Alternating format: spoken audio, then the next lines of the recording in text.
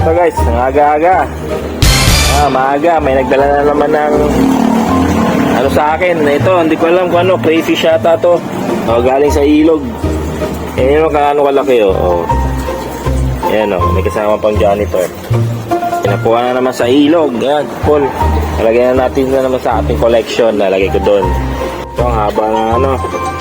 Haba na ano nyo, sa angagat. Laki, tipin nyo na lang. Lumaki sa ilog ewan kung anong klaseng crayfish to. Bukan natin alagaan guys. Update ko kayo. Ang laki yeah. Ang laki, grabe. Agad. Doon yan.